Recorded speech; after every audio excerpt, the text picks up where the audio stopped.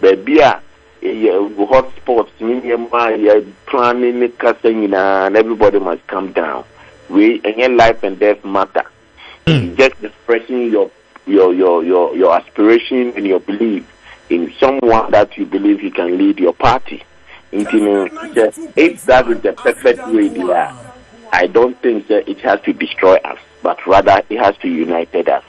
And only idea no pay media frame ya make me a can send to ye yesha dia si be bosumi mo twi pa fini bibie no ya pese ya kan yenka na ya kan nyina anso no me say ya fanto yachi.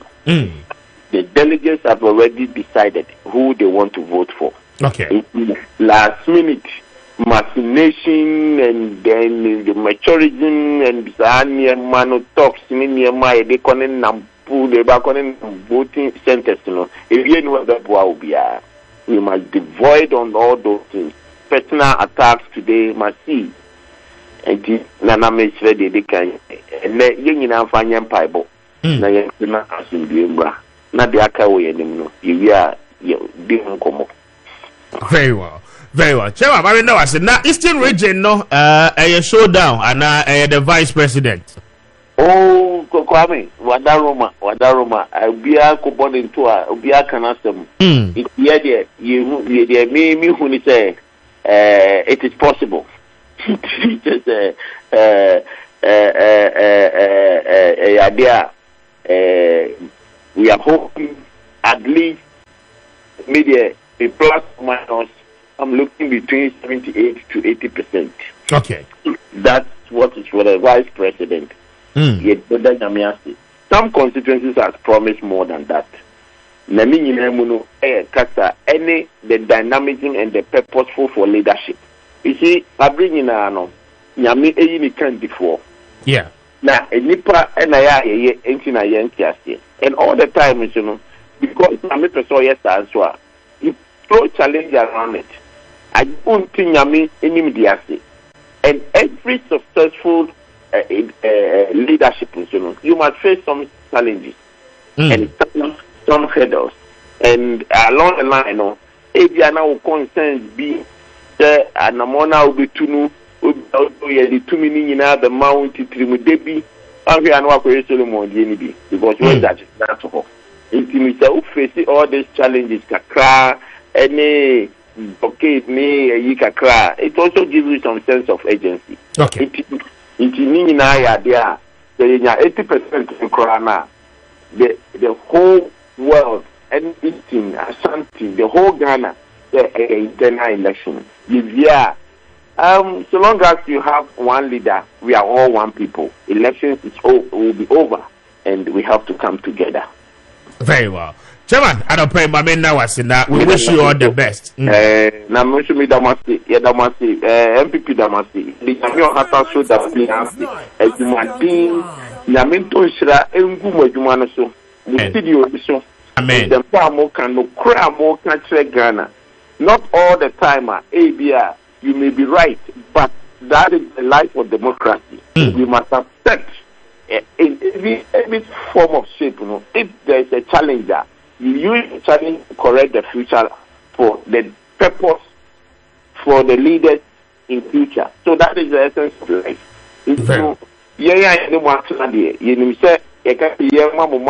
For me, it's been TV, Kessben, radio, in the personalities.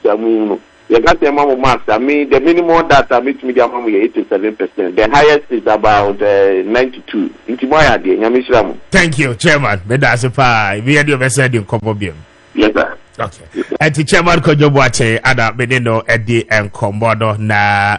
Or also the view in the church ahead of tomorrow. The good war message I want Edema, the NPP's delegate, and I'll pay Yade. No Eddie Ho and Komodo. Mame Kwahomane so na minima DJ Bro ending Komo Deputy Director in charge of election for the NDC. Na Gemisa ne say Electoral Commission so whilst the new patriotic party your monso say atoaba ochina no isi no abie the voters exhibition and no udin ubetimi akohwe say e wo register ni mu a na afi watimi ahe. Madi, good morning and pom to say Morning, I'm Empomo yedi ayeda twedi ampo ase enti de di kan NDC de moyi mo flag bearer we as say mo attention mo focus nyina e wo EC de so EC no ye adwuma but as a Ghana for do na no adwen ema so anope we are told say womo ebie the voters exhibition exercise na afi wa opese okohwe wodin in your district and our constituency no watimi akohwe mami tie wo ho kakra speaker next time electoral commission at the voter exhibition in there equity Tuesday on the 7th. But even as a general scrap and yet clear man will say the say coso because electoral commission at the Ghana for abroad was exercise way more because in my no I was saying advert at least 1 week before this activity. Ma the advert no mati bebre ewo radio so Kessben hankasa kra ye bo advert ni bi. Monsieur, education is not happening. Education is not happening. And I made sure said Madi, I have listened to radio adverts of the Electoral Commission. Advert no airborne, including Kessben ha ye bobi ewa ha. In terms of education, no they here na woka. On it is not as it's supposed to be. Again, and then I exhibition we are here starting. We are expecting registered to be at the polling station, all the polling stations, 38,622 polling stations. Our hope, and it's electoral commission, Betty my register now for the whole sentence, and then I will see a hope. However, information now, yes, speaker. It doesn't look like they are ready on that because on mind now our MPP elections and also. So there are some areas are not likely to have the register today because somebody is sitting on his job, sleeping on his job. In the NTBA, we are going to start monitoring the exercise across the polling station, and we will come out with whatever will be found in the area. But we are encouraging Ubia say in the area me and Macho within 2020, and Macho within 2023, they will go to check their name in the register. Because enough for only the 8 Macho within current way.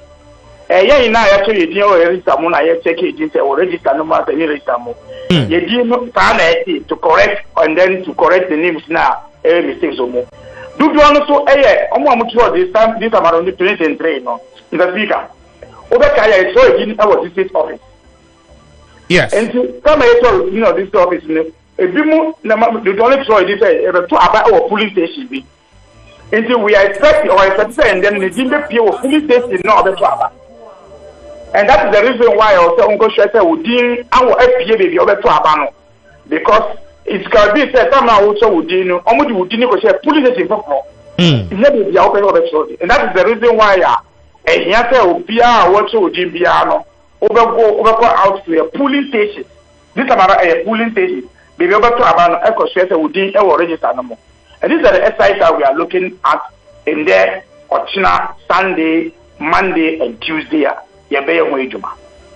Very well. Now, finally, to wrap it up with you, Ochina Unianom, the new patriotic party, to about the flag bearer. Mamintio as the deputy director in charge of election. Now, good will and summer awarding my woman, Mamintio, not your fancy. We only wish them well for the elections. I'm not going to quiet a more. Your bonfire is going through issues. God should prevent them from that. Elections. Because usually people will travel from different areas to the center.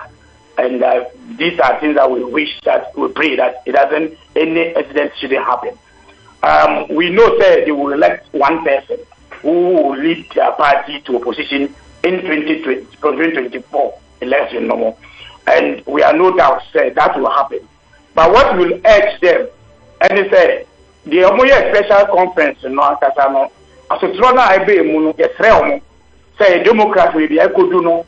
I think that, and yes, they were open, but the amount for EPNA. They shouldn't give us another story to be telling from Monday, Tuesday, the amount for be any issues. And then again, they have already said on the and there are 2 dialysis of hospitals of they did get 14 million. If truly they are going to spend those money and they care about Ghana, I think that they should reserve some for this area for Kolibu Hospital to be opened. We wish them good luck there. Very well. My man now has a mad bro. We be able to say in Kobobium. Why? All right. And to the Deputy Director of Election NDC, and I've been in Kobono. Oh, signal near clear now.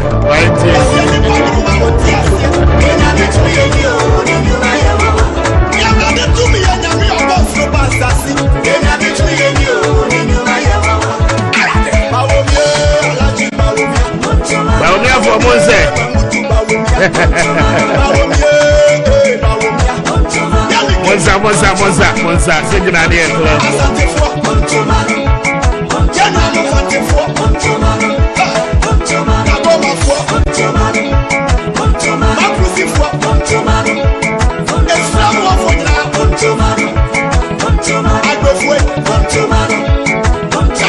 but your dial is star 256 star 2 hash. Nah, I don't pay your Jessica on Kessben Cashboard. Star 256 star 2 hash. That way, a part of our build up for China and say, China no, yeah, the live coverage in the on election avenue, beginning with you to the end.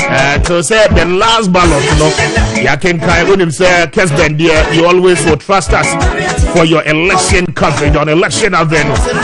And this is your election destination, the place to be. The better for across all the constituencies will report live. Now, I feel what with the air control with the NPP's presidential primary. I'm in fast with chocho industry. I don't pay one more daroma, but chocho soap no, and with drama so Pebina Fedjari, and the two would know any and Sansa who will be a big hobia. Now, I feel a wow, I'm a with the other to me up to you.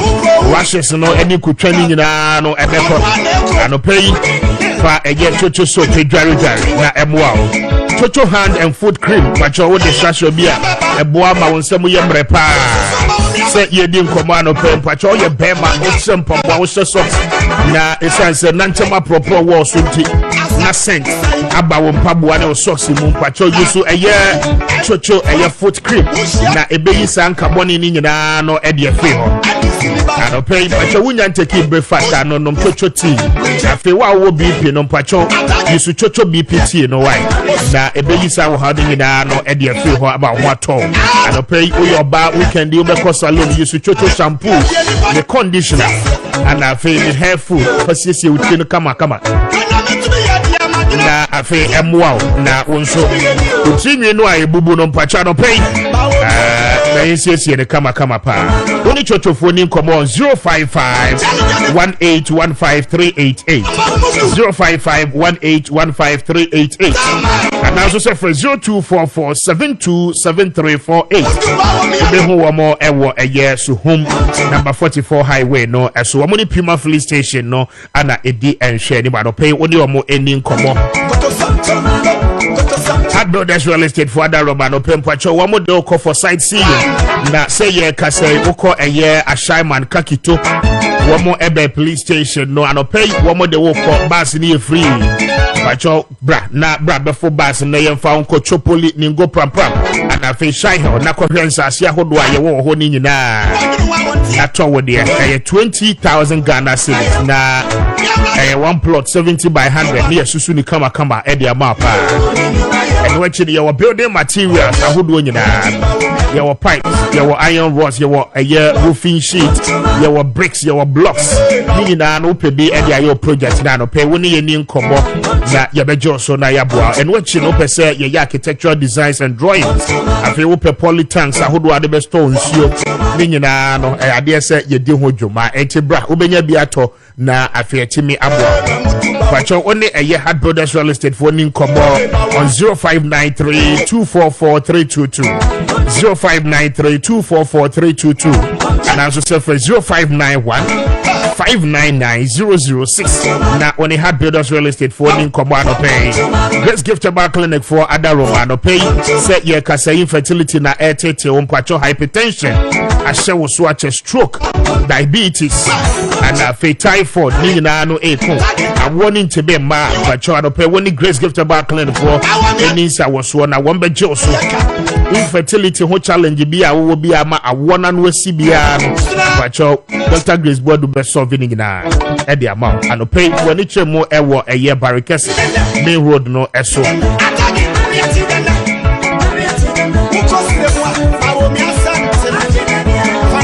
Na when it Grace Gift in Como and of the Oshim School Junction by Kessben Quantum Point, so that your money in Como, the Uban Kaya, Omo, new at Chimota Petroleum Estate, Woman Family Life International School, no edition. For one more on 024651 8003, 024651 8003, and a face 0543 320030. Now, when a year, Dr. Grace Bodu in Como. My bigger for Natanasi Charles Maakye Ewaha wano the managing editor and the Hawk the Obo Crackta no Sansuso and Akafuya Mega, a member of the NPP's communication team at Tanasi, a lead member of the Bawumia campaign in just about 24 hours. Party delegate no Ebetre na wabwashe se Kennedy a compare kwa Japan. Urako Jeffrey ye adanimo adanso se Dr. Bawumia enti eno command pay yene eba bedina ya share the effect the consequences are delegate about womokoto no chinano ebenya ewo the new patriotic party so asana be booster ba Mr. Ford the ampacho eno pay enui ononum bia eboa boost we immune system no ya wie bia eba oni padua mu a booster ba Mr. no ekeke no away ano pay boru aheba shop bia ben ubia na pebi na nonom ebeboa uye pa ama wonso oho etebe ato for one more on 0246 208496 na oni booster ba Mr. for any enkomo bini Benjamin in Seattle as energy policy expert na was also a social commentator na adopay menem say they will do justice to the issues and party no assigning a memorandum of understanding. The question is that how binding is that a year MOU? Ningina no ye de munche mono eba marima chase ache na mema no akwaba watena se ache chase mache speaker no joso na empomo to saying ye bitimi akase na wotwa kwa beto ye ye dia sida bema na nkopon very well na akania politicians ebeye speaker me da so numu nsuo for lunch oda no munzio for lunch and society I say never society signal here clear aka few hours to the voting no you think about me for no anywhere din comot that I watch oh that we go let's I press media for one me ba video boy ba me for press media people to come and meet ba me and ram you go over me yeah, about video there so a question one could be o report man could be 89 mamu ye de to be enra ba me asia Ghana media phone na me ya frame me you get it to tell you say me oni me what is it but then I say the things I say for him from afar me come phone ni me say I am supporting by me from afar. People don't know. And I say and right. Just a few minutes. Let's about so. But me ora William Yamoa any komo or no election committee no presidential election committee secretary na me no any komo. So I'm want to make a good morning and pom to say Kessben Suni. Oh, Onia, good morning. Me hoye na wonso e. Erade adom me hoye minim se wabre pa na juda suo munya ade a obetimi ada. No, na me adom mompai bo enti ahoden wo ho. Very well. Yeah, that's a pass and pay out of your busy schedule. What year so? And a quick one, and Rechi Anajo and the minimum kakra na yenya notification no said the edikai party no collation center national one in Bibia Ebewo Accra Sports Stadium. Again, the victory speech I remember for candidate to be winning no Ninina no Ebeko Stadium. My NTSA stadium no edi airport in Ebeko so ho at what time na SSA party for a person ba ho be witness the ekoso no ebe witness again media for nso SSC ebebo ye media village no wo ho ana yemra party office wo mo epese running obis no any idea yo me that thing because so adamase e wadwuma so a moye edema NPP ni Ghana ma on say this process obia the onye party bakwa any dey na mabodwuma maboa yen so moye indeed mekan say valued partners Yami Onshiramo. Amen. Yes, the process meaning and on past 7 a.m. Abaneba started. Okay. Now you're here at 2 p.m. You're 2 Abani via you're back kind Abano. Now ya now so resource no 14 center or constituencies be across the country. Okay. The via vote now and our results now in your phone. That particular constituency, no, the best transmitting resource, no, ACO, Electoral Commission, regional headquarters, our South region.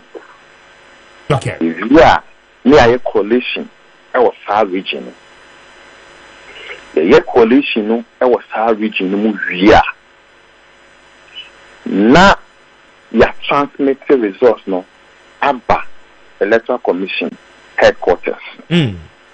The whole and a final coalition may be taking place. As far as the aware, as far as the so be detailed the agent alcohol. The whole and a mass and Casancasa near Koyano summation. It is not easy. Any mandate me say obey declare a resource no am I. Okay. But you about declare resource no. And a Accra Sports Stadium. Or depend the results this year where we in a Juma. Not part, yes, you have to take over. The whole and I be outdoor. Yen candidates ya electing, ya selecting. Say, only any na yenko 2024. Na Ghana for enya yemujidi from Monto Abama yen. Na yakoso enso Ghana man. Sabre no. Na se edana ye ochina na e wo stadium ho no. E na candidate na si ahefo ni etu ahefo. E be select no. Ochina no. E be tu na ni true. Wo ka se na certain speech. Obi say say e be ben na party for. Any obi a obeta say obekwa kohwebie. And not yet. Program you look forward to say a best start say around 4-5-1. Okay. Depending on speed yen sabeka and the fastness of it yen sabeka your resource. But obeka is a Bible moon. Na ayifukuno. Ebinim kwada ho. Eti obi petimi asase akoda ho krende. Na me anya mwa because NPP send ya do your party no. Any Juma so aye no. Send ye di ahoden ni ahokeka no. Obia betimi akọ ebrebia. Name program no. A best started. All things being cool. If you for on echo. Okay. And say no, especially with the media no, yentuna your studio. And as I say about a year stadium, to say the debia no, ye be mountain ye feed any idea no at the national level no, more year elections no. We no send and say any tier for the media houses. Yeah, already no media houses no your mama accreditation that. Yes. 2. Ye liberty ye liber so. Say as usual.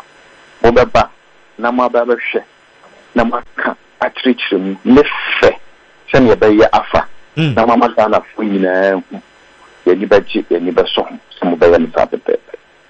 Because adiya ye nemo na ye maboa yen makan yen ho mabodawu amayen ama Ghana fo nyina hwadwuma so ayaye eti se ye vie event na ye clamas na be ya ngwaho a ti binya mo so wo ho na mo saye den atoa mo dawu boso ene boa ene atuwacha mo titi ho maye no makoso na ayi nyina abeti ye pepe. Very well. All right. And ma yemfa on see anti say ye kasa no materials no constituency be say movie ko bia no ni nyina no etimi akwa na akwa kodru asomdwe mo. Me patwani. Me bia akwa kodu pepe. Very well. Zayabwa adope yedase bibia ne yebesa ne wadi nkomo. Why? Yedase Yamin Shao. So enti Owura William Yamoa presidential election committee secretary to the NPP's presidential primary and a race, and adope yaneno edi nkomo for clarity on some of the things ekoso. Mame Emra Chase so Chase na guso awokasa nsa na meko line so mame ntio na memra unuano makaso. And na me kase That's so no for lunch. Bibian say but no did say it is possible say bibia betimi asesa. I say so the nyankopon wo ho idie a ka ye hu idie ye gidi say nyankopon na abosoro no abo asase eno abomu nipa and ye ope eno timidi ye ntie bibia ye possible. So I say and it is possible. Why? When I say Ben Maakye Yaminia that bomb to say Yamiadum. Now what you done by the way yet? Or should also another day, another busy day for all of us. Here better not say na ya follow the because no kill across all the so far 331 constituencies and one more a day to about say constituencies. No, 331 polling stations. That is what I mean. Sorry. 331 polling stations and our polling centers and our Wombetuaban. What it means is that constituency biano ever one polling station, but in the metropolis, capitals, our numbers, ever one more create additional polling stations said the akaho and so party headquarters ever aslam down so one more accredited be at the akaho. Ben Bamintio na a bombo called there. Mr. Speaker. I want you now concern the amount. Oh, Ekoye, say Tim Comedy, Yawade. Ekoye. Na as a comobine coso and payamenti as Comodia here. As in journalist Efra Kubi. Why? Mr. Speaker Kubi. And pay we I was a to my because Kubi meeting some. And I mean, your Makati say one Kubi. Now, family. Man Kubi. Okay, I'm from one inch. Say anymore. What do you mean? We are now the next. Say man who benefits in I didn't see benefits in there. Right, videos now here man who know. But he's a senior journalist in Ghana. And he ebinum the eba akesi wachiri. And ebinum. Because ebinum the eba akesi wachiri. Oh, the ambassador mentions ebinum the eba akesi wachiri. Say in what context? Eba akesi wachiri. Okay. Eba akesi wachiri. And in the eba akesi wachiri. Epi kasa. Eba kesi wachiri. So one benefits to see now kind senior journalist 42 years plus journalism. Now what is to me? And I said man who benefits now also how many years in who started journalism 20 years in it mono be am ranks no ye mama anyway I think that a bear showdown and Kasa because uti Mr. Speaker. I miss bad topics and also. But I say, Mamma Kwame go mess about to be. I'm going to go. I mean, say, a radiadum now, sir. No, February, who want many anjing. Thank you. Team Friday. I know you. You know, at to baby, will be also. I talk with you much. Or about you might be brave. Yamen Canon. So usuru Saturday maybe or hand and then this will it take you early bow, but it will happen at his back. I see. Mr. Speaker, me and for the case so na me chair party monpenny for. Mama Jembre so no muti na adwuma de o mato to adwuma. Okay. Indicate say be akwa kodu ne de Saturday we will not miss it. And then we'll still be here to work for party, God and country to ensure that by 4 o'clock no yebeko stadium na yakwakoye declaration and the victory speech na enema akoye bakache Makati say at the end of the day when we have solidly made it possible we will not drink water for lunch. I see. We will make sure. For lunch. We'll have lunch for lunch. That's we will not be drinking water for lunch. We'll have lunch for lunch. We should just make sure that by after Saturday he will have lunch for lunch. I see. And that was a press briefing. The vice president, Ejida Podium, so Ekasai, extra and some trophy. There were a lot in their numbers. Now he said, "Sir, when you're new in the party, my yenti vice president speech, and the engagement with the media and na yemra." And positions the MPP as the best to lead Ghana. In the message, I told delegates about how hard I have worked for the party and government since the year 2001, including work towards the successful HIPIC initiative, the re-denomination of the city. The value is the same. The groundbreaking election petition in 2013. You and I were not there. The epic lectures highlighting the state of the Ghanaian economy leading up to the 2016 elections. My work in digitalization and its transformational effects on our economy and our lives and so on.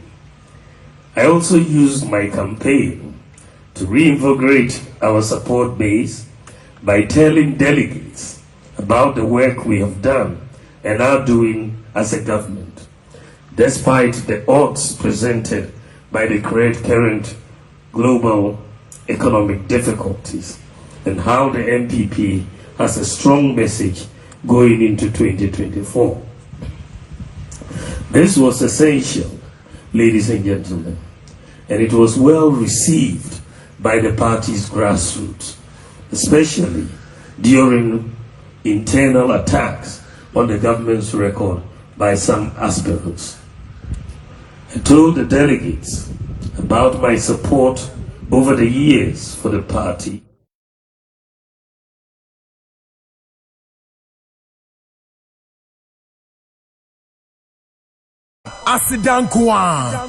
Very well. Mame and I was I'm sabonten for do at but more inside and not munya. You will check the sound now. I feel more to me. But the top of Bomuno, Vice President said in the last 15 years, were dedicated the life at the new patriotic party. And Crawford every say 1 year Juma party them. But he even placed an emphasis on the fact that beginning 2002, 2003, Nina no not 1 year Juma at the MAP party no behind closed doors. But from 2008, everybody no I dare say openly 1 year Juma. Now even 8 years in opposition no in fact Okoswane party for no Eddie Nkita home. Because at any point in time, they are not on more a year campaign. Will be a honor, was your call rounds, you'll be correct me the picture beer.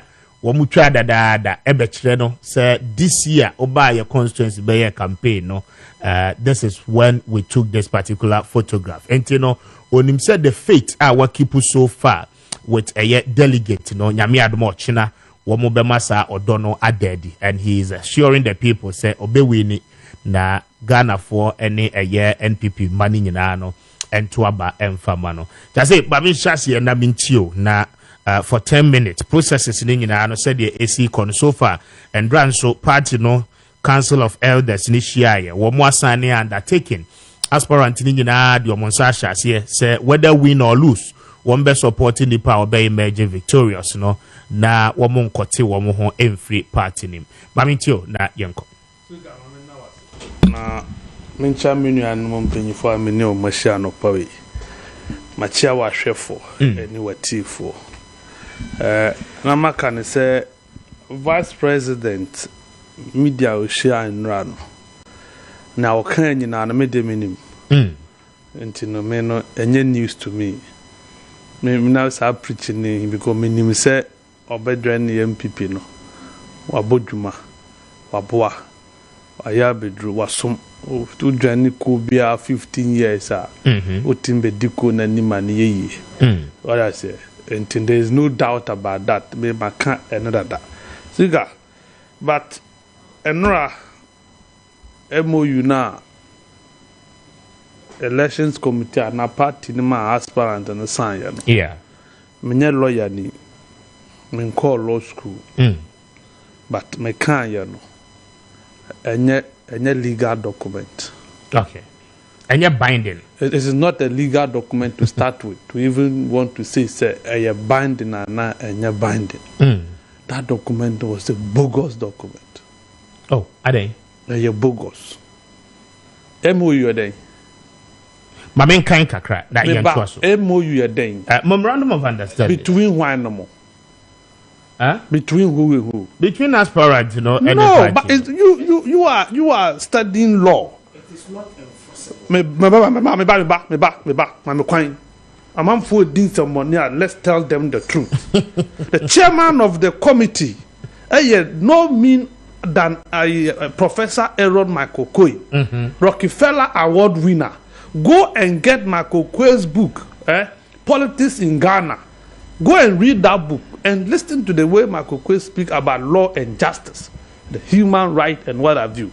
MOU, it is memorandum of understanding between two parties, which is not enforceable.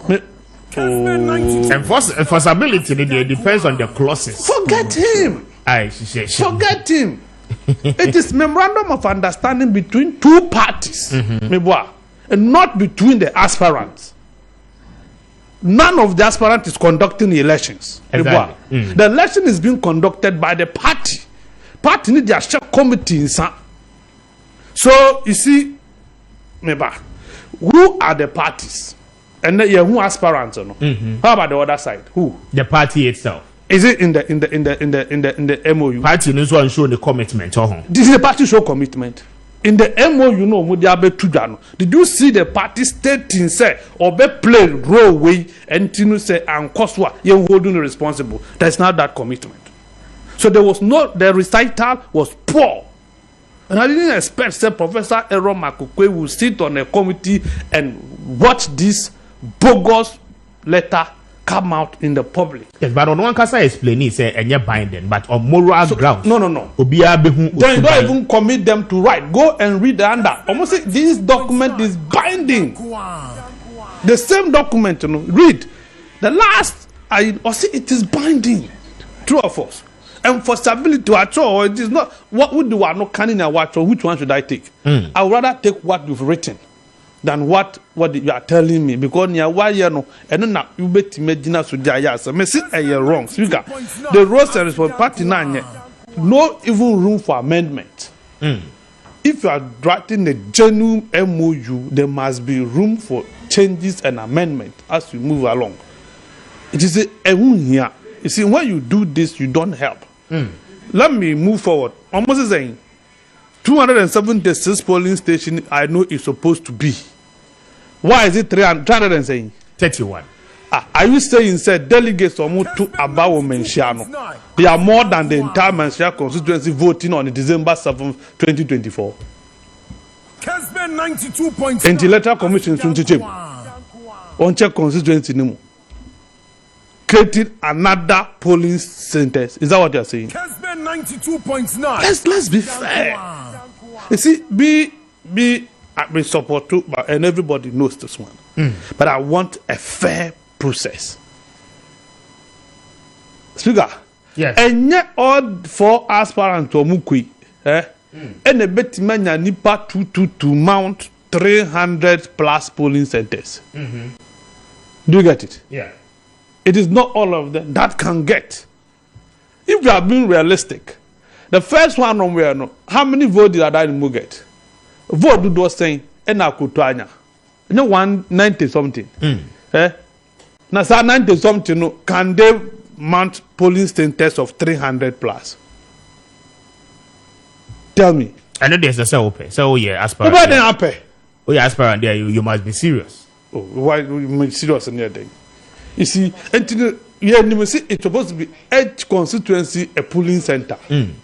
Now, national headquarters, there's 76 polling centers for polling center for national officers, any diaspora for Ombebano, Do you get who your test corner? You vote in the constituency. Yeah. Do you get it? Whichever idea will belong in, you belong to a constituency. So there was no need duplicating the constituency. Maybe if it's unnecessary, a waste of time. Maybe a constituency be on my numbers in the door. This is saying constituency and the numbers. They will create 2 polling stations. Constituency burn the what 300,000 delegates. Mind you, say one more they burn a year from 7 o'clock to 2 p.m. Mr. Constituency burn. Speaker, and the what 300,000 delegates. I want to know. If you come to Kessben to Abaha, the only thing you can do is that maybe the polling booths to allow the number of people to vote. You don't create a constituency within the constituency. That's what I'm saying. And it's all Baha, na ye two. Now the person to Abani 100,000. Now person ye two no tema. It be 10 polling boxes. Yes. Now they see such that people can go vote and vote early and go one polling center. That is what I'm saying. So we should have 76 in all. 276. 276 in all. Where are necessary? Is it more way that you create problem at the end of the process? What I say? Where are you? At the end of the process, you will create problem. People will go and speak about this same thing. Once or feel it a hard number and treating fairly, no, every had my dream. And you don't even wait until the last minute. Thursday, Friday, Saturday, you are now introducing some of these things. It are unnecessary. For me, M1. Delegates are Moshe Maka. Me see the pan na you know. 4 now homogena for the presidential ticket of the New Patriotic Party. Me my chum will say, Doctor Alaji Mahmoud Baumia, ene sefata se otu franka ne dima NPP matremu sentia me si oyobi openkabo onye titrafo owobuo manipa owotema dege and one message you know tie mi na se wu mumi me de tumi ma o se beson me na wu mumi a speaker ye koya na ye baye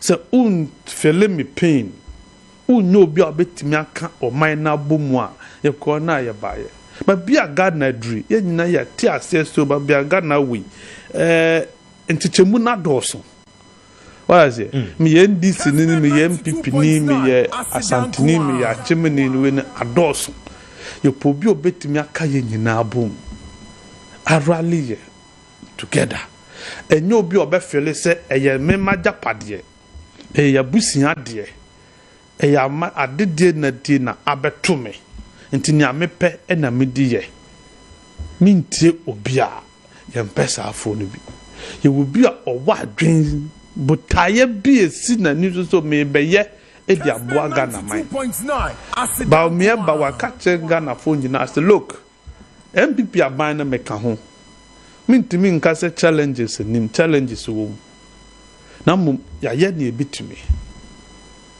me ami na me ye dokai Akufo-Addo abedi etire no me wo menso ani so ade ho I have my vision for the country. So what can it say? And watching the vision. You talk about industrialization and okay, this AI and what have you, technology move we are moving. We have to move from the analog way of doing daily bread issues into digitalization. AI. No. I'm telling you what is that the daily the normal daily bread. Well, I have a question I will be about, so I have to address your question. The normal daily bread issue, no speaker. Yes. AI can put food on your table. AI does not imagine comfort you now. I bet you comfort you say. AI bet you comfort you. Check buy. Robot ni idea wo mo ye. Na no video ba ko bi a me face say o call restaurant a. Have we with you? O call restaurant a. Wa order we do ade na wie na watena se no. There is a machine, a small machine a wo mo aya. It's in a form of 7 tray, yes. And you know, wo mo de aduane ni si so. From wherever you ordered it from to table. No more set there. enwa de aduane na ba be e de aba be si the answer is in what you are saying. We are getting to the point that waiters ni nyina akra o mo hia bi. No, Suka. Obi na nu aduane no. The food was prepared by somebody. But say nipa na ye. Somebody imputed. Obi na impute order no. What I say? What it means is that when we create more, say a bar will be forced to create more jobs for a man for bit maybe. Say studio our cameras we say technology. But nipa tiase. Nipa ne manipulating cameras no. That is what I'm saying. Ejuma the technology ni beba. But there will still be human input. Nipa hu be hia enti yam build ye ho for the work, for the better. Enti me say nipa for no maka. Say ba me am tipping it on the when Tamanfo say I am too biased towards ba me. I've said it. Ba me has the spread, he has the capacity, he has the support of the party. You see, a band of politics are a number of months for dinner, so the amount for someone represent your money. A dozen. Okay. Do you get it? It is. Just say that was before my mom. And nunti, and I would go to me a parliament, I'll be corner driver, and I must say I'm BT, Baba Jama or your lawyer. You get it? What the people want, they found it in Amasei, not Baba Jama.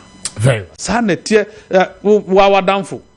Wadanfo Befi any Asibe New have been served for thought say Befi better sene Asibe. That was what they wanted. That is democracy. The majority of the MPP people who are going to vote tomorrow say they are voting overwhelmingly for Dr. Alhaji Mahmoud Bawumia. Almost party not na South Kakra. Achewo South, a team party for 92 basin South for the first time. Let the other side also lead the party and let's see. Okay. The good thing is that in 2024 we will have where school meet with school senior Bako, Tamasco, Ghana school are going to meet. When we say they are rivals, that's like Owas name PC4 Sanomutie. And then we on Shadam and they give out me I know. It is that rivalry. It's not rivalry. So, or no, a Tamascan. But me is also a Tamascan. 1983 year group. Tamascan. But me is a Tamascan. Me a Tamascan. Me a Tamascan. Full blood. Tamascan. I mean, tears here. Because no. We'll call Ganas. When I say, my full blood. But before I'm about the General Secretary of the NPP and or addressing media. And now President Akufo-Addo I said National Council meeting national na wadwa council chair. Ora Hakman also the President Adwano say adena party no eba council meeting na womo allow media no in there. Wabra issues on babe discuss no closed door issues and can say media no bebembo. The president was not so much happy about that development. No, yabeshe a General Secretary there no aba. Ma yentie na yenhwe no bra. What is the council chair? The National Council of Elders. Eto omonsa efre nipa naya omo prese omo bedi party nanim. Kessben 92.9 Asidan Kwa. Omo bra no mo nhia. Omo ba no enye omo nko a Omampeni Excellence Nana Dankwa Akufo-Addo so ebe kan meeting no ho. Omampeni dada Europe John Ajekun. Kessben 92.9 Asidan Kwa. Ojoni ye de goni friend Zoom no. Presidential Elections Committee Europe Professor Maakye eda no so na pound for so be kan ho. Ana Council of Elders so omo members ni nyina by MPP party so your national chairman, Ira Kessben 92.9 Asidan Kwa. And that meeting there course no. Akonyane by Emma aspirants will be able to make chair na drink so far. A Juma Akoso, baby, I want to know maybe I say. And also my home Akonya Emma chairman or that presidential election committee no any parties no suit me you have no. Kessben 92.9 Asidan Kwa.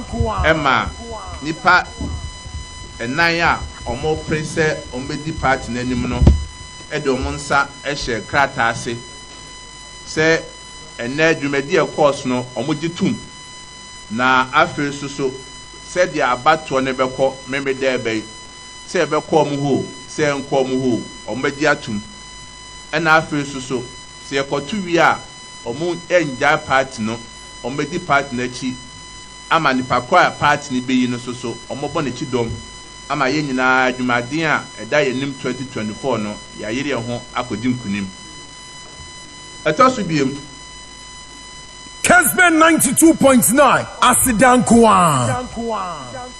That is the General Secretary of the NPP. Ben Facheme, I'm saying, Yante, but your studio sound no more than one. Ben, I'm into you. The speaker, near the kind. Me Tamale Secondary School. About me but one thing you try and any motono. Felicitation, fortification, and fidelity, right?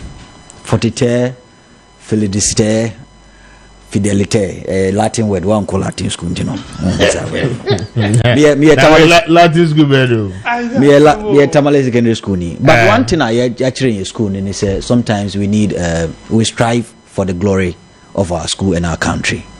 Nti eno mfa ho se bia me no wie school ana se me no fra busua ana se me no ye namfo de hia kese ne se mi wo gidie wo mu se ye de Tamale Secondary School she on sa na se de o man Ghana she on sa obetimi akra ni nti enye otan ana se bibi na ye wotia Dr. Baumia. No, he's an old boy.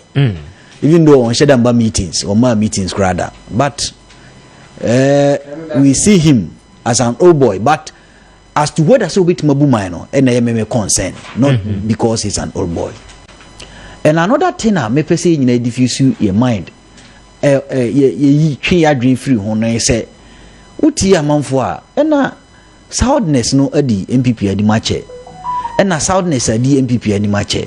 Inti a brad who say, obi on so free northern part of Ghana no ebedi party na nim bra me kai no Ghana is a unitary state a unitary state say a conversation on politics be komo a ye de sanchichemu yi bom say northern south na obi mbedi bia eno pipe ye mu kese wo say nyine hu say nipa ba ko na yempe nipa oye competent enough so betumi ayi free. Yeah, how? And which among the four are most competent? Yeah, Sami Kasaba. Yeah, really, more competent enough. Obetumi ayi ye free. Sa how are you winning? Na me share candidates ni nyina. Me share candidates ni nyina. Adani Mo is an engineer, well established.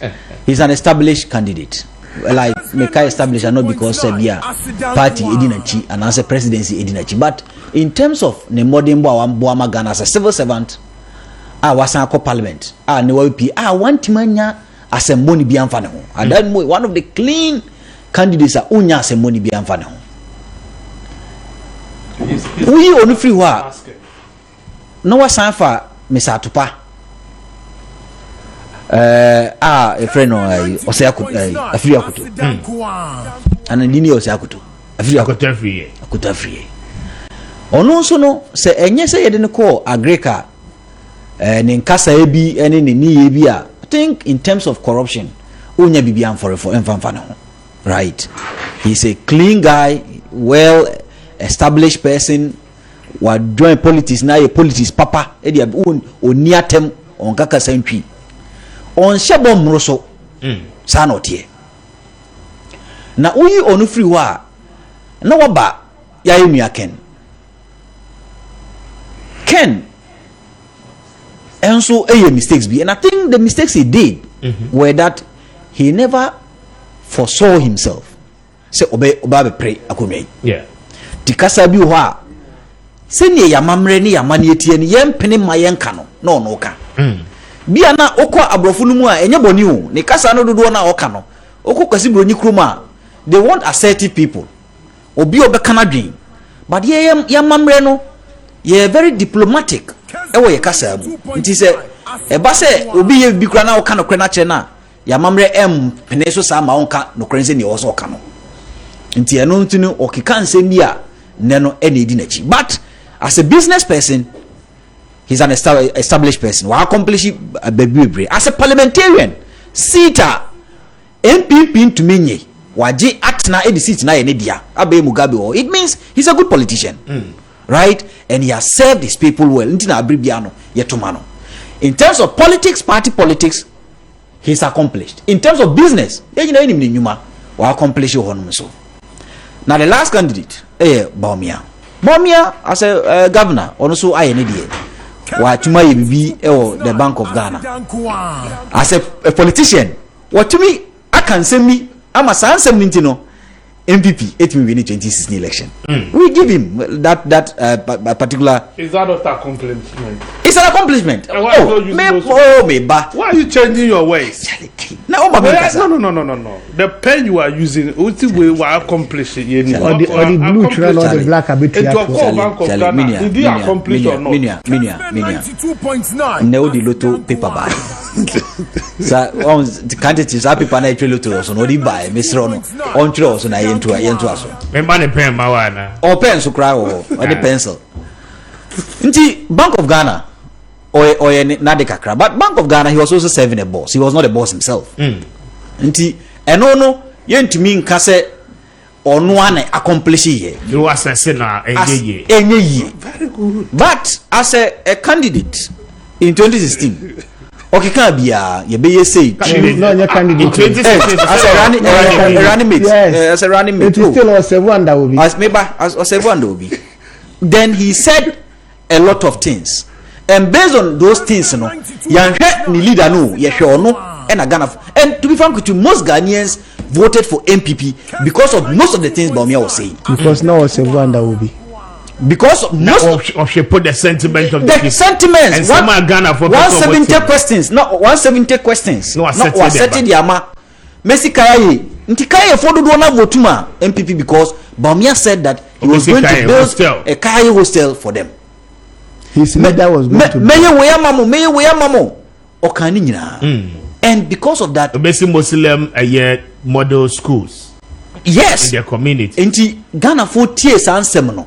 Omu say say candidate no kra na odi anim no antumi anya Bawumia betuma ye because Bawumia na eche sa abo no e no eche sa abo no and based of that omu win 2016 election minia yaba 2023 ayeko 2024 candidates for yi to me sanka menya Adenimo would have been a fine gentleman to lead this particular party. But MPP form party anymore because maybe Oniska would be Tiomo. Oniska would be ma, so they will not vote for anymore. And Atupatu has accomplished, also a fine gentleman. Ken has his weakness. I stand for Ken because of three things. Ken, the campaign message a bomb. Me pese Ghana for ye never serious no. His patriotism message, his honesty message, and discipline message. Because even in areas of digitization, if you are not patriotic, we are not disciplined, we are not honest, areas of digitization will fail. And I'll give you a lot of examples. You're digitizing Ghana card, but still people pay huge sums of money to get Ghana card because we are indisciplined, we are not honest. Right? You see premix. They are for the couple. Yeah, automate. Yeah, automating no. Digitization now so still corruption so because we are not honest and we are not disciplined. Kessben 92.9. So on my Ghana no the key thing I three things are here. Any see benya leader or the patriotism bebe mu. The leader of the honesty no credit bebe mu. And the leader or the discipline in sheswo bebe mu amayaya adepa. And these are the reasons why I think that Ken's message sounds well among all of them. Okay. But Ochina, now we'll see from Mama. Me see from Ochina. Even though Menyaya Kaken the Billidium. But you see, yes, because of his message. Okay. Based on the message. But on the name so kakra. ena nipa bia won ne nso se ne Bawumia won ne nso because most of the things no akra me paper bia na ye ka say Bawumia and respond to 170 questions now or the ma ye fair ni saying amisa ata no because say utumi kan sem na asem no antuma ni so a wo ye trofo menkasi Bawumia ye trofo but most of the things he said he could not accomplish the makes the statement no trofo no betimi de afor ne kakra nti ochina no I'm seeing that Bawumia will win. He'll win because I MPP send your motis na. I think Bawumia is the one they want because they still believe that messenger won't mean ni so no in a year. Until they'll give it to Bawumia, fine. But this is how it is going to go tomorrow. No, I'm so no. Central region. Oh, Central region. And also Diamond. Can't be in the Central region. Can't be in the Central region. Okay. Greater Accra is likely to be 50-50. Okay. Western North can be winning. Western North? Yes. Kessben 92. Western region can be 50-50. Only about me, be 50-50. Most of the constituencies are any MPP. MPs, any Kudasta constituencies, no. It be 50-50. 45-55. Or even sometimes 50-50. Okay. And where Kudasta constituencies, no. Ken is likely to win them. But ye can in Aboma, China Bawumia Ebewini. But Bawumia win so MPP. Oh no, because I know say Ashanti region will go for Bawumia. I know say Bunu East will go for Bawumia. I know say the northern region, apart from Upper East, and I made out to Upper East and I made out to, but the 5 northern regions, Savannah, North East, Upper West, Northern proper, Omuninano, Ebekwama Bawumia, North Upper East. And I mean, me doubt kakra e Upper East. But Bawumia be winning. Ntu kan nyina wo ma Bawumia be winning. But MPP caution. Omunka hu say Bawumia na omode neighbor no. Nsem bebre wo ho a. Ye dwetu dwa. If they don't polish him well, obey one of the candidates obey Lusugan election. Don't worry. Thank you very much. Remember, Kafu Yamega should have been Tiwa. So Kafu Mamintil. Kwame, Mr. Speaker.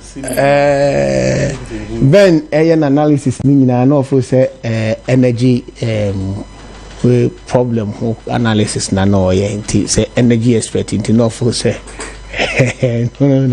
no but you coming out to say baby ojina no esen ko sini rupi no ojina ko ye but that is fine. Okay. Okay. Mr. Speaker, ochina ye de ko ye nim juma candidates na ye individually omo pro. But you see, Mr. Speaker, the ba ko hardwene is that I'm confused to see somebody who wants to lead the party and then he's still throwing tantrums that are unjustifiable towards the party. And one of the key things that we would need to find out, assuming without admitting he succeeds to become the flag bearer, what will be his justification for the so-called 800 million that he's throwing tantrums into the system? And one of the things that party executives are losing sight of, Mr. Speaker, can never be binding on any of the candidates. Okay. It can't. Because you see, a bro, any baye, can a Japan dear deep party, on one casasa where we need now what party more befere. I see. On one a bro, any baye or dear dinner who party me. So when we need to basis in the trace. Because he realized that the contompo sem any damra masamia drop. You know, they are to me Nakita. I want to me find because you see, Mr. Speaker, in an internal contest, and think how pa or how pa saying. Because you claim you have money, you claim you are building World War 37, and then you have taken it. So what then is your problem when it comes to money? You claim you have bought a lot of pickups for the party. What would have been your problem if you even have to share pickups to all the 276 constituency chairmen? Think how they say. So you set your mind to become evil-minded and an evil incarnated person towards the party. Be expressing the views, and any opinions about challenges our party need in family. No, you see him more of a devil. I mean, Mr. Speaker, going around to tell people that you were coerced and called that you about $800 million, Mr. Speaker. Ghana si kesen ya kwa IMF. This is politics. When him says Mr. Speaker, it is politics towards a party you want to lead, and you tell me that your negotiation was $500 million. Mr. Speaker, sometimes you see, baby, I do know. Yendi ye be why corona nim. I'm a corona break. And son our chinano, whoever emerges as our leader will know how I'll be me corona. Because if we don't purge this is something we would have to answer after November 4th. I see. Because somebody who is you see, Mr. Speaker, that be America say where I sit, I don't know what my tomorrow would be. But my tomorrow is such that I need to prepare myself to a position as long as democracy moves on. No, it be a position that will be higher. I'm a catch credit me a running mate. Well, one of the baby I'm could be a 7 and a half mommy position. You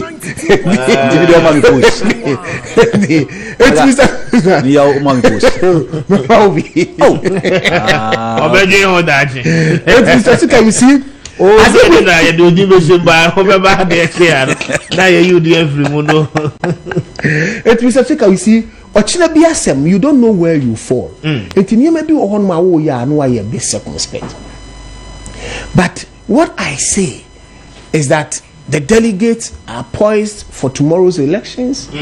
They are determined, they are calm among nerves. Utie Eastern region, we could do what in come we on any day. Yeah. You realize that, Mr. Speaker, you may see from the we need to engage people, we need to talk to people, and His Excellency Dr. Mahmoud Bawumia Saukaya, Mr. Speaker, he's worked through the party. And sometimes, Mr. Speaker, when it gets to when positions are coming, look at the number of years, Mr. Speaker, we have been communicating on radio. And you go to your constituency and they tell you that when you're a party, is it not painful? The sleepless night.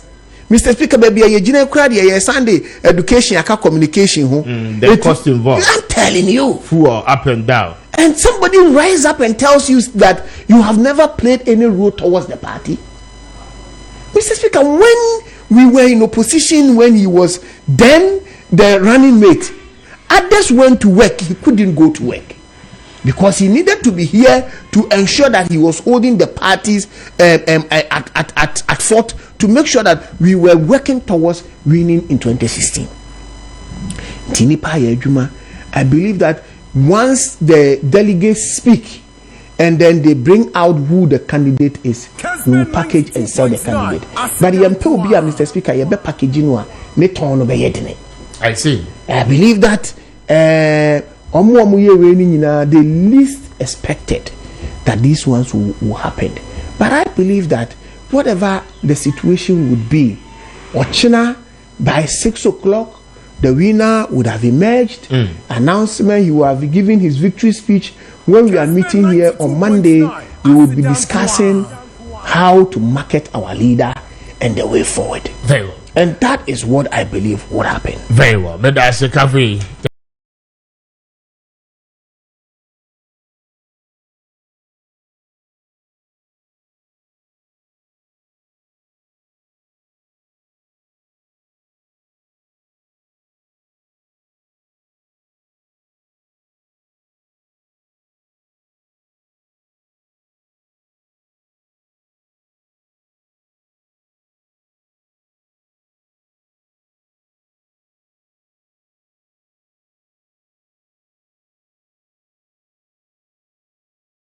Nine.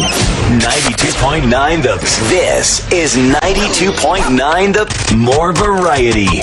Perfect. 92.9. 92.9 the radio station that other radio stations listen to.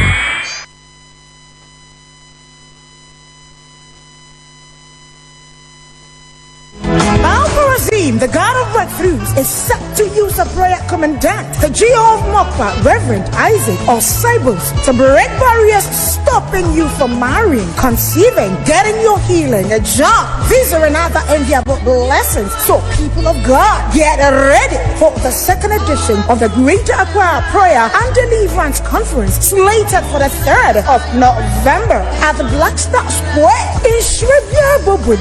But you said don't go there. Obey it, Jiffy. Mokpa's Greater Accra Prayer and Deliverance Conference Season 2. It's going to be fireworks, so be there. Ablaze. For God. Fresh oil on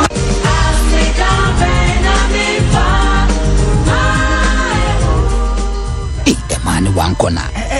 When did you wait? Yes, baby, woman. I saw you.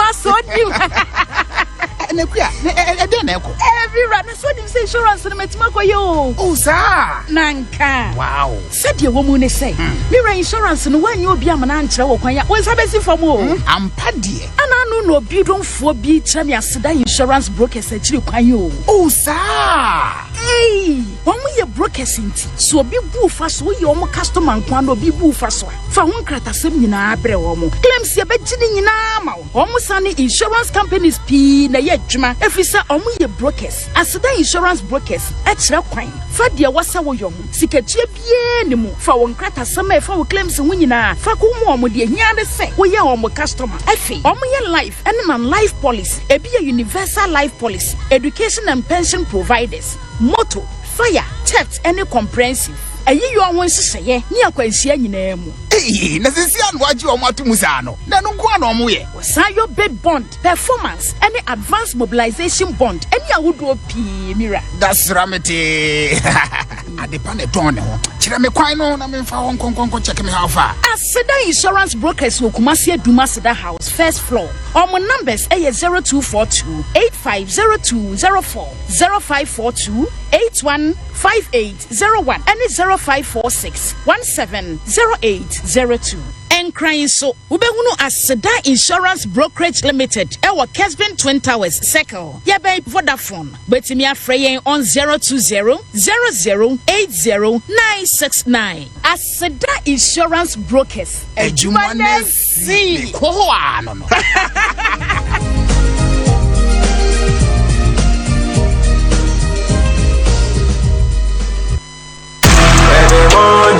Yo Ghana, Kessben Sikago Kona Payo Apai.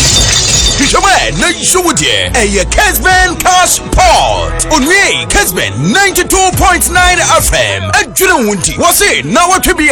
What Shosika? I assemble 50,000 Ghana city. Wedie, a Tienedi. So, Pese, would this has come away? And yeah, phone, not dialing *256 *2#. So we are no one to see number 2. Kessben FM Accra. Select a number of draw. Upesa Wucha Kayo. Na channel to say drop ya. And 5 Ghana cities. And Pendudwa. We don't want to draw women. And more Quenya. Emma Winya Kessben. Kukuni Musikani B. Wait ye. And your tear. Neti Keke. Dialing *256 *2#. Neti Shainasu. Kessben Passport. Misume Dibi. Kessben Passport is licensed and regulated by NLE. Kessben 92.9 FM. Asidan Kwa. Ewiase mu so bi benya wa na afiyade onipa bia se wo didi na wonom na ohumi mframa ekọ wo nipadua ne mu de se de atie bia yade beba na sa yade ne ba ekwan ben so na ye befa asia no ebe den krompo na wahu se me yade ehu symptoms enie eno nti na Kessben 92.9 ya hyehyɛ dwumadie shonkokra ya to ne din Kessben Clinic wa Kessben Clinic yi so no ye befre a doctor fo ekukudam wo mu a wa makwadare ba nipadua akwa ne mu no no maba aba bekyere ye sɛdeɛ ye behwɛ ya pomodin ho nsɛm so yie eno nti hyiame afia boatima kwasieda wei ene kwasieda bia 1:30 pm ekosi 3 pm ewo dwumadie yi so na yen kasamfa ya pomodin ho nsɛm esan sɛ woni pa bia wa pomodin ho nsɛm ene wa hoho ahoa Kessben Clinic wa pomodin ne wa ho toso Najuma yefue, me mama juma na mu business te saying. Bra, me business kwa na ekofo. So wan come multi credit. Dabi, ma ko multi credit. Me so makwaje bosia mana ya mekao. Me twa susu se me de kwa akotua. Me kwaya, hwedo before ye de ato office no mu chese omudi me sika na twane o. So wan come multi credit. Ane, man come multi credit. Me nioma abegu port. Ma ya me nyesika nkoyi. Deadline na twam ama abide ne nsa ato nioma yi so. Sheka amabo. So wan come multi credit. No credit, man come multi credit. Emum adadifo bia so den. Se mo come multi credit ya. Enka nya to mu nyina entom. Me be tire mu ne multi credit to me yes. Woni ama begu port. Na woni account multi credit kwa na be bo mama ne a. Wo ba uni ama na ma. Multi say for 20 days to susu. 20 days na chi no. Nye obenya bia ye bon ma bosia. Enu bi na adwadifo hema akoye ya. Ena ne soto na bom ma bi no. Kane no. Na ne soto no. Emu ye hwe ni na nso ode no ho bom multi credit no. Enne ye ka adwadifo a. Ono nso fra no ho adwadifo hema. Multi credit. Where bank adwuma bia, savings, current accounts, Vigo, MoneyGram, eSwitch, and MTN mobile money. Bank of Ghana multi credit to me credit and when you know Ghana have a bia bia. Fre 03220374118. Someone come multi. Na ye ni muntra. Abijibio. Mo Pedro bi kwa manu makumu ofisi asu. Efo nade. Ukaza obadi matisi kama yo hwadi mo Thomas asi mo tu kwa blochi ko ye Juma. Mama no sikade piada. O majuma ko ye obo mi baye. Mabaya mi yire ni bedi ma fufro wode mu. Osi wa jawi la. So, oh Medofo, can wa come to yem. I have a perfect solution to your problem. When him say and sembe titi say muna emerima bebre efemu, ebitimi femu diewu, ebitimi eku ho, ebitimi enya yare ahodo a ede won to ananom e won siedo, abra won brempo enso ye. Na ye wo dwumedi soronko a yahyehye wo Kessben 92.9 FM. Dwumedi ebaso eda ukwada enwumre no nso ekosi ne nonwotwe so. Na yasan ababiem eda memne da eye enwumre no nso krona ekosi ne nonwotwe so no. Mene ma bedwafo etena se na ya pense ensama hodo a emerima bebre FM a etete won na wonya kamafo ene nti ye dwumedi ya tudin se emerima wo haw na ya jeso se ye wo kasamafo emerima nka wa komanto wonyam na ade pena mene ma bedwafo ye beka mo nsam nyina ade amamu numbers a obetimi afre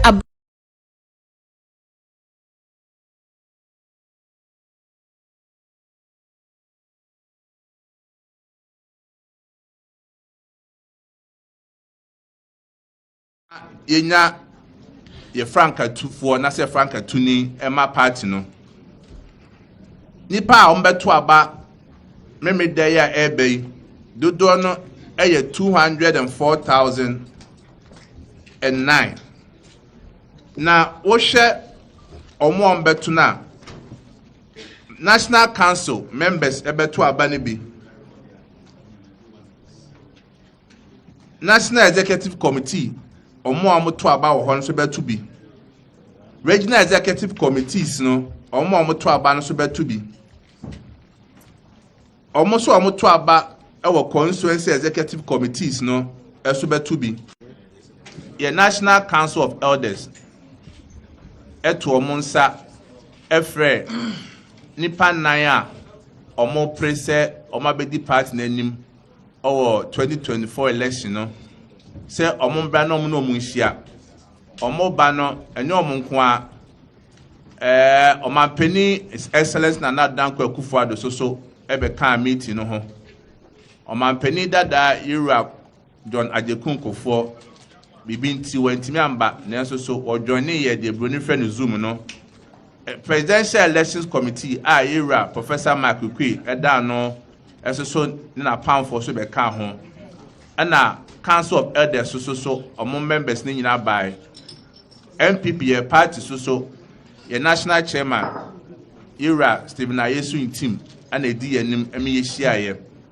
ene meeting na course no akonya ne by Emma aspirant no bia timi chair na adwen so far adwuma akoso be bia wonti no me bia se eno so ma ho akonya Emma chairman other Presidential Election Committee no any parties no suit me you ha no yewie ni nyina no ye nyina adwen ko benkrom ema nipa ɛnan a ɔmo pese ɔmbedi party n'anim no ɛde ɔmo nsa ɛhyɛ krataa ase sɛ ɛnɛ dwumadi course no ɔmo gitum na afei so sɛ de abato ne bɛkɔ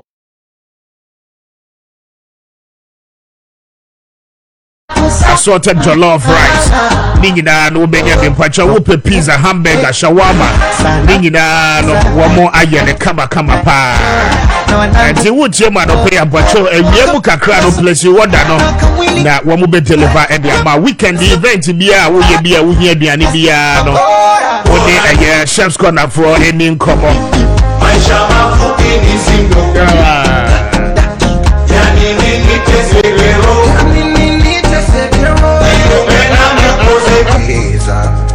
Temperature when the chef's gonna for name command pay na for 05553 720033 0553 720033 and also say for 0240 874 294 na when you want more any come taste the difference weekend temperature event be a we be and what for one more benjo so no more ye biane kama edi amapa obatampa prostate center for adaro mampacho wo mu yi prostate mu haw ni nyina no edi free wo so the teach you say wo ye obi a macho prostate no efrase a eda ne ho ade wo nipadua so the teach you edru anadwo a wo Johnson tentembe no achi no mpacho wo Johnson wi ana ye o say ebi apemo ana pressure no say di achi ne manisa anope wonko na woni aye obatampa prostate center for any nkomo obefre wo mo on 0553 800 678 0553 800 678 obehu wo mo e wo fifi prat last stop e wo kaswa anope speak to them na wo mo bejo so aboa pa Franco Trading Enterprise for Daroma but your phone papa fie de e ha ana wo benya no anope woni Franco Trading Enterprise for any nkomo se Nokia ana ope Samsung iPhone and smart TVs any a television refrigerators air conditions and Wopedia Nina no Franco Trading Enterprise for it will be a one showrooms ahodo nina and pay speak to them not one more pa numbers no 0246422338 and a face 0555939 now on the Franco for any nkomo and pay Eclipse Collateral Management for Daroma Pacho and pay when you are modin koma wamo ebejo so na afi wamo abwa wamo do property document no eye adwuma na afi wamo tua commission ewo ho eno achi no ope collateral how they be secure eye financial support and assistance facility in terms of loan our pay free bank no na no pay ma Eclipse for emphasize or how ni nyina no ento wo metri so na afi collateral bedoma boa ma onsa account sika no wamo moa na onso nya eye project no and as a facility no we share nim dia extend your business no what me enya nyina anope woni eye Eclipse phone komo on 0266999020 0266999020 and also say for 0302 551877 0302 551877 na woni eye Eclipse Collateral Management phone komo adenta new site Abakan Street womo ebe Medimosis Clinic no ho ana obehu womo kanisa heba Mr. Fuada Robampacho enro no nie womo ede aba ade bia ye fe ne yaw ana pain a eti woni padua so de ononom kanisa heba Mr.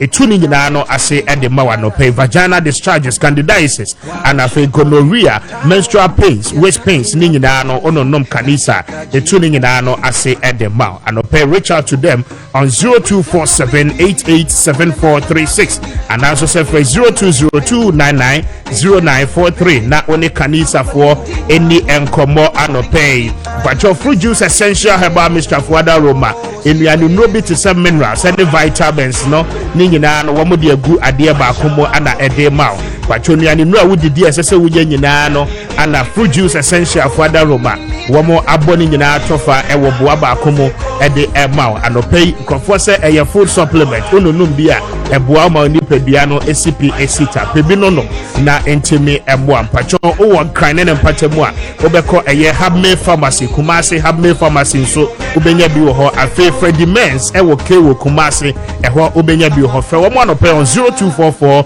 514 507 and afei 0208 066 719 na oni eye fruit juice essential herbal mixture for any nkomo anopay Marima Charles McCarthy so na mentie no ansa na yapega yemo kaze mamintie o china no yabesa nso aba with the live coverage and then no yen shut down to here nice bebresa yes mamintie na yenko some camera ni yes o camera ni mamintie mu na mento amegani omo maka and my microphone me we na kase gumoye speaker yes afuto na medima ne omo manage Dr. Alhaji Mahmoud Bawumia okay me maka se obi wini ochina Dr. Bawumia be wini ochina there a done deal a seal it's just yet to be delivered.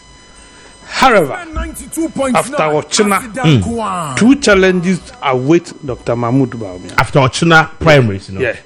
The first one, the choice of running mate. The choice of running mate. Yeah. Okay. And also, be critique. Ebi a mama man for sign MOU so aka ho. Ebi a mama man for sign MOU. And the managing of the win, the victory. Kabu numo, Samia Okunumo, those young. I say, but the work can disubiem. O say after Ochina primary, no. After Ochina primary, no. Yes, two challenges. Dr. Bawumia. Dr. Mahmoud Bawumia. Okay. The first one has to do with selecting who will partner him for the 2024 election. Okay. The manner that will be done, can also break or make the party moving forward. Because from the grapevine, I said, do dwana nepe. Yeah. Some year running meat. Do dwana at my last count, now about 14 people want to.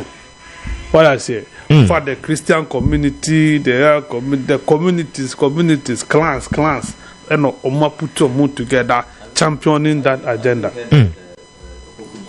And American, those things, it is there, that one, and we hear if you are a man for Manya Kenya, or more managing vice president, or more channel Mueshiano, or more conduct going into election 2024 will count. Okay. How they treat people,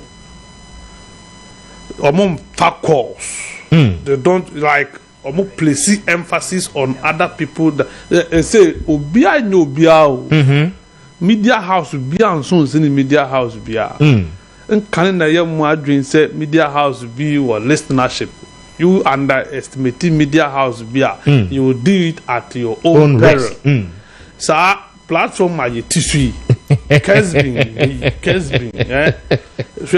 Kessben TikTok mileage crown. Esene omuna amubu omono. I say sino more they are on DSTV and other things. Just to tell you say a man for if you are reaching out, reach out to everybody. Okay. Man now fear fan two things we permasem because on why an adwin say or ka na adwin. Don't do that. It's a mistake. Okay. If we do town office now tag where you say because of asema waka and analysis be a why and to visit on power center you won't reach him, you won't talk to them. Won't still be supporter, it will affect you. Amegawo conversation Kate Samuel Kate Antonia Befa Kabu. Any the few ones around. Omuna manfu ni momo. They have become the interface between Omoni, the vice president. When he complains at Minya, when you even call that is it. It is going to be a serious challenge for them. You see, in MPP, you will get it. But the entire Ghanaians, when you are going to deal with them, you will not be able to whip people in line. It can't happen. Ultimately. So you will need to respect people. Wamfa wamo course no ho. Wamfa course no. Ye di nipa netwa Ye di nipa netwa ba. Okay. Obi frewa na dey enye so pinju na. When somebody is calling you, it is not your water because before Uba no nsuo dada. Yeah. If you are will be somebody wants to see you. It is always not the case to say people who are knocking on your doors, they are doing so because they need favors. It is not so. Obi will be information or person will be mount and wow. Listen to people, pick calls. Kessben 92.9. Calm down, and deal with everybody. May the man never see her. May I say, Ben? Minia, yes. I think that make me have when say His Excellency the Vice President will win tomorrow. Because if you what give me in that, what throw in that? Oh, mean throw in me a Ken fan. Ken fan based on me, but being a pragmatic person, already because of party no more. Party and I'm you see between 200. Branty be on social media or say His Excellency Dr. Bawumia it sending the 200 and I can send 100. Nti say minimum send 200 at least 200 be to me arena. But Minia say His Excellency the Vice President arena election na china o asudie kese the MPP e wasudie kese asudie ne e ya fanu and afanu ne gina faako is on communication, verbal and non-verbal. When you say being a vice president or a running mate to the president, you know, or can SMP, yeah, and SMP no can no, or he senior a hochre wo Ghana has a CA, Nesem no can want to need to do na so. Okay, until I say MPP, it me communicate Emma the Ghanaian voter no, etiasie ye the entire be want money. So, and aside that, and so no, they must begin to achieve most of the things he said.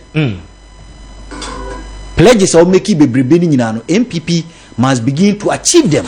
One, they have less than 1 year to go, but it is a must because a basana why in a trophy and 2024 election no, basically, Mr. Speaker, is going to be based on credibility of candidates. Kessben 92.9. Right. Truthfulness of candidates. Se bia o kasano enu krewum. Anase e wo say ye judi e de amamode hye wonsa. Nti menuanum kaya yefo omampanya bedi akire ekohye omobo. E wo say yehu. Se omu si dan amom. Uye ni free wa meti say hostel bi Zongo community schools. Then e wo say yehu. Some of these things must be seen, or even say you start here and say yeah. Agenda 111. Yet he said by I think the president said 2 years or 1 year. He said 18 months. Later Osambe shifted code 2 years. At least by 2024, 111 regional district community hospitals are vice president say on the buy because I saw it somewhere say also on the buy. Oh no! Oh, I saw it in one of the papers. Minia. No, be sincere. Oh, MPP manifesto. MPP manifesto, and he was he was only articulated the voice of the MPP. No, the vice president was the chairperson of the manifesto, but he's not the flag bearer. And Fahu, he was the chairperson. He was articulating the position of the party. No, he was articulating the position that he chaired. And make sure say the bow. So no one knew to man came from out because they brought it out before even they pushed it to the president. The president. As a community manifesto committee, the INE, into the bro, and the president so Jimmy Dintino, and also they call out, and the vice president said it last 2 days. Make an article on one of the papers, or say Ghana car on the buy, okay, or say Ghana car on the buy. Yes, also on the Ghana car buy, or say one, but you said here said digitization, and you are saying it's part of that. It's also on the buy. Or say agenda 111 on the buy. Or say one community school, secondary schools next year the more Wi-Fi no. On the buy. Enya Dumano. On the buy. So all these things are Enya Dumano vice president on the buy no. He must begin. The party must begin to accomplish them one by one. It gives that assurance. Say bia okay ena waye or ye can say kasa pikasa mekano or ye for like or see adie yo. So say ompese Ghana for so or see adie you are. All these things he said. Nka ne circle me pia na kaya hostel no ya start isi. Nka me pia no by 2024 aje why? That's why any magic. Meet you. Any magic. Oh, Mr. Speaker, me that say any magic. I think say I am a guy will deal with you. How will I make a deal with me? How will I make a oh no, Mr. Speaker. That is not a fair comment. No, this is not a fair comment. This is not a fair comment. You are not how is it going? No. How is he going to do it? And you want how is he going to deal with me? How is he going to deal with me? I wanted to ask Speaker for time. How is Amega going to deal with me? I wanted to ask Speaker for time. Rachel, security. Rachel, Mr. Almost security. I'm over security. The air quality. Because Amega also. Somebody deal with me. I got an idea. Living air cost. They must begin. 111 hospitals must be accomplished. Now, lastly, on the economy, I think there were things he also said. Yeah, about the economy, the dollar, fuel, the taxes, all these things. There was an MPP starting, so or more accomplishing. Inflation in the history of Ghana for the last three decades. This is the time I had one of the highest inflationary figures, 54. This is the time I had one of the highest debt to GDP, 98. And I feel crown and here because we say number 100. This is the time you see the no ako one of the highest. Almost 18 by saying Yami Adum about 11 man who say sign push up 12 Ghana cedi 10 pesos to $1. All these things GDP in our fourth republic the lowest was in 2020. This year projection is a 1.5%. These are not the things the vice president told us. And this Ghana for they must look at how they will communicate his failures because he has failed. And say to mean communicative failure in terms of spoken word. Use non-verbal, no more accomplishing your money be so that in 2024 no obema your mama a good contest. But someone to man you wage na dia minia Albaraka 2024 is a done deal for NDC. Better say can we have a Mr. Speaker. Yes, Davi. We accept all the constructive criticism. Yes, so you will deal with Benjamin. See, we accept all the constructive criticisms. And the Minya Makati Kayano was a good advice for us, which we accept. The Ben Kayano, so we accept. Mr. Speaker, we are not way of our mind say Kessben 92.9 Asidan Kwan. As a Mutumaya Modeka. Mr. Speaker, Mr. Speaker, you trimunya there you see fra omonfa Mr. Speaker, eya na meka say amanyosem eya ade baako. Know that you are becoming a public figure. Into any moment try to reach out to people. Okay. Na say we ya wadwene say bia wadu no sika kakra enti no wadu Mr. Speaker yen asabe yen hunu bi pen we no hunu ayen na obi afa na wa jump into it no ayen na de foforo enti he thinks that bia oben wa kakra na wanya na besa, which of course is not so, because if you know how to give, you are a giver, God will always make you the source to always receive and serve others. Now obi a onye we no what happens when they say onya kakra bia now or Jane so he cuts off friendship. But then we are say away social capital is very key. That's what I was very expensive. Very expensive. And you know they should rather review their notes, and then once they want to be in politics, they should reach out to everybody. Mr. Speaker, we are very mindful of our environment, knowing that for the first time, Osha MPP a history in internal contest. We are getting people for the first time who have made the airwaves. Because the contest is already always like Ubiaba, Ubidi Ubiachi, line be woho. This time round, there is no convention of line. And it is a Jumadia and Ipanayeno, and that the delegates wants to ensure that they can reward for him to continue. We believe. Because Dr. Mahmoud Baumia, we know that we have some one clear year to go for us to be able to put our house in order and then to be able to move ahead. We appreciate all the challenges ahead of us. He's mindful of his environment. He's mindful of the challenges that touch ahead of him. And I believe that as the leader, he's going to coordinate us to be able to know how we are going to communicate. There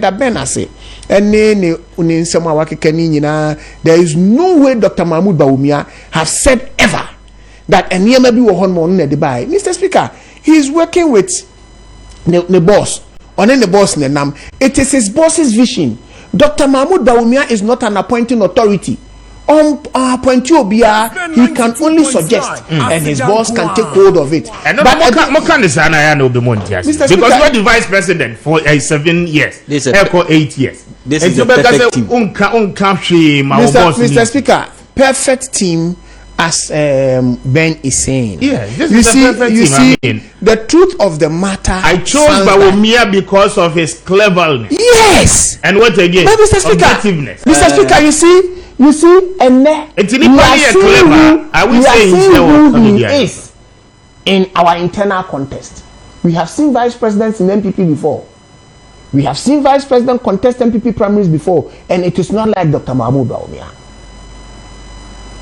The difference and the contextual engagement is different. And you know, you're very mindful of 170 questions now, or putting across. We have answers to make sure that we'll be able to answer all those 170 questions to Ghanaians. But the fact of the matter is, Mr. Speaker, if the party gives him the mandate, we will have the right to communicate and then be able to tell Ghanaians what we saw and what we are yet to see in his next government. And say whether constructive, the ones that are destructive will pick it as stones and then be able to build retaining walls so that next time or two man, why not responsible?